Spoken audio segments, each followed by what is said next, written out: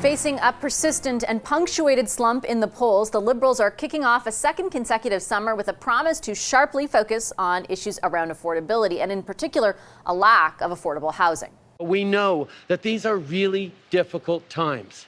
Even with inflation coming down, even with interest rates starting to come down, and there's positive signs, the prices for everything are just too high. The feds are also hoping the Bank of Canada's first interest rate cut in 4 years can help ease the cost of living pressures Canadians are feeling. Earlier this month, the central bank cut its key rate for the first time in 4 years, dropping it by a quarter basis point to 4.75%. Now, economists are watching about whether interest rates will continue to fall and whether easing the cost of borrowing could heat up the housing market. Housing Minister Sean Fraser is with us now. Hi, Minister. Good to have you back on the show. Thanks for making the time. Thanks so much for the chance to connect. The Prime Minister recently said that he wants to make homes more affordable without bringing down their value for existing homeowners. I think to most people watching that seems pretty much entirely contradictory, isn't it? Look, I understand that perspective. What we're trying to do is bring more supply onto the market at a price point that people can actually afford. That could create some downward pressure on existing home prices, but there's so many other factors at play around the rate of interest the Bank of Canada charges, around access to labor pool, and I'm not convinced necessarily that more apartment construction in a downtown area will eat away at the market for single-family homes in a suburban environment in another community. Our goal right now, though, is to address the housing crisis in part by building enough supply to reduce the supply gap. So to the extent we can bring that supply on at a price that people can actually afford, I think we have an opportunity to have a positive impact to reduce prices for people trying to find a place to rent, or to potentially create opportunities for them to save up for a down payment to get into the market if they wish. But I guess what I'm trying to understand is if you do close the supply gap and supply is no longer constrained, I mean, that will have a downward impact on price. That's what restoring affordability means. I think most Canadians interpret it that way. So how do you reconcile that with the Prime Minister insisting that home ownership should be viewed also as an investment that your government plans to protect? So right now, the primary goal of the plan to solve the housing crisis is to restore affordability into the market. Some of that can be dealt with by bringing the supply online in a way that will rebalance supply and demand and potentially have that downward pressure. But during the period of time as we cure the supply gap, we also expect to see wages rise. And we've got some positive indications over the last couple of years to that extent, despite the rising cost of living. But now wages outpacing inflation will help. So primarily, we want to bring on more supply that will restore affordability. But there are, as I mentioned, a number of factors outside of the control of government that can potentially put upward or downward pressures on pricing as well.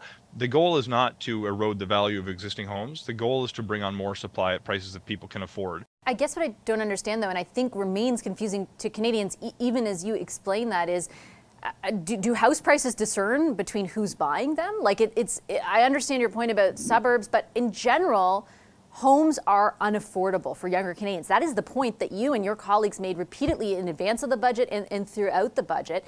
Yet now at the same time, you're trying to tell, let's say, older Canadians who already own a home that the value of their home shouldn't decrease. It doesn't seem reconcilable to me.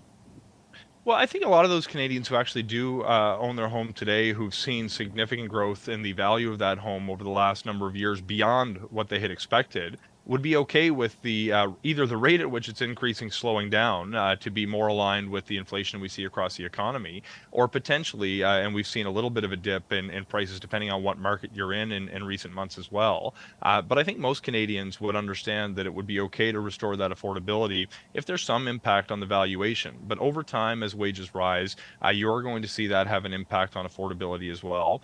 There's no one silver bullet. All of these things are intertwined and can have an impact on one another. But as long as the guiding principle is to bring more affordability into the market and cure that supply gap, we're going to be in a better position a few years from now than we are today. And I do want to ask you in a moment about the supply gap, and in particular the policies that you are pursuing.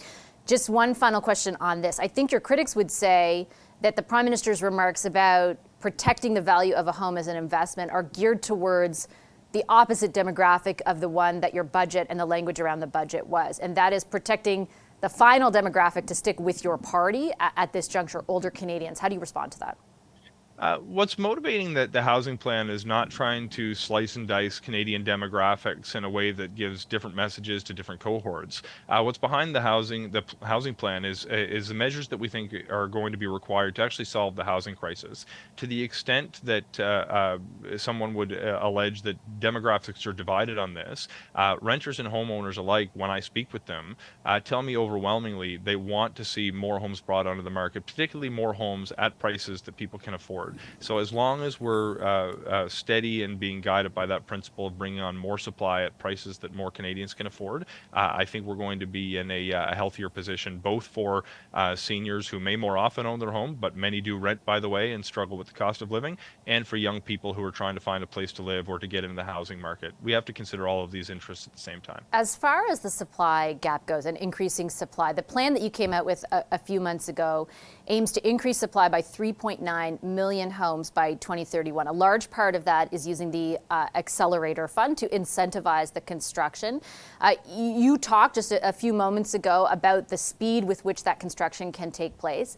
Since you have made, alongside some municipalities, announcements using the money from this accelerator fund, we have seen additional development charges in those municipalities levied. You've threatened at points to withdraw money or to, I'm not sure exactly what, based on that. Can you be clear with Canadians and the leaders of those municipalities, if they do substantially increase development charges, as has been the case, is federal money contingent on that? Like, will that money be withdrawn? Thanks for the question, and let me just clarify, because there's different federal monies at play. What we've chosen to do, because development cost charges are tied to the cost of building infrastructure to support communities, is make access to federal infrastructure money contingent upon a development charge freeze as of April of this past year. What that's going to do is say, if you want money from the federal government to build out infrastructure, you're going to have to put a freeze on the development cost charges so you don't continue to increase the price of housing through that particular means. When it comes to the Housing Accelerator Fund, that tried to address a separate issue around zoning and permitting. Those deals are baked in, and the terms of those agreements touch on certain measures that need to be issued, rather implemented, and permits that need to be issued. So to the extent that development cost charges were increased to a degree that reduced the number of permits a city issued, they then would be at risk of losing access to the Housing Accelerator money. But the explicit tie on development cost charges in federal program is through the housing enabling infrastructure money that will be flowing through the economy over the next few years. I should say, with the Housing Accelerator Fund in place, we've seen now significant upzoning across Canada, and in April of this year, the most recent month we have data for, we've seen a record number of permits issued across Canada for new residential construction, which is tied in no small part to the zoning reforms we've seen in communities right across the country. I mean, I would counter that just to point out that CMHC, pardon me, shows that in April so housing starts rather were down, and they anticipate that they will be down over the rest of this year as well. And I understand the technical difference that you're putting out there as far as the programs go, but I think on the face of it, if you are telling Canadians you are tying this Housing Accelerator Fund to the idea that supply and the supply gap will be addressed, but you're still going to give money, even though, I mean, we're talking about money that went from that fund to Toronto. They increased development charges on condos by 20%.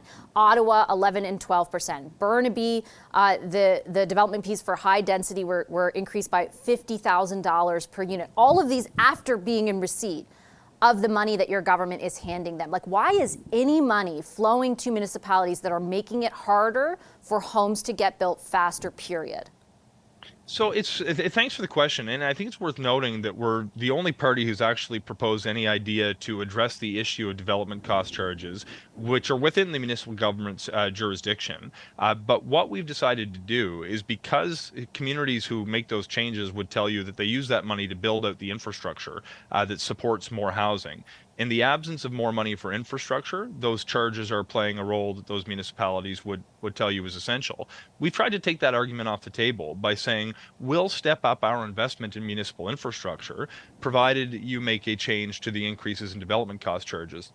Because if the question becomes not about where the infrastructure funding is coming from, but whether it's there at all, you'll realize very quickly that you won't be able to build the houses that are going to help solve the housing crisis. even with appropriate municipal zoning, if there's no water pipes to service the area, you're not going to have an opportunity to build those houses. So the next link in the argument is to say, who's going to pay for that infrastructure? We've put our hands up and said, with a $6 billion fund, we're going to contribute to the cost of municipally run water and wastewater infrastructure. But if you want to tap into that funds, you have to make sure that you stop increasing development cost charges. For other But why communities can't they take the other money and put it there if they want to? Well, the funding that we put through the Housing Accelerator Fund, which is a separate fund designed to achieve separate but very important outcomes, was designed not to deal with the cost of infrastructure, which a lot of communities wanted it to be based upon. But we're going to see, I expect as the money rolls out, the incentive we're creating to stop increasing development cost charges reflected in communities who make plans to apply or not apply to get federal infrastructure money to prepare their communities for more housing. All right, I'm out of time, Minister. I'll leave it there. I appreciate your time as always. Thank you.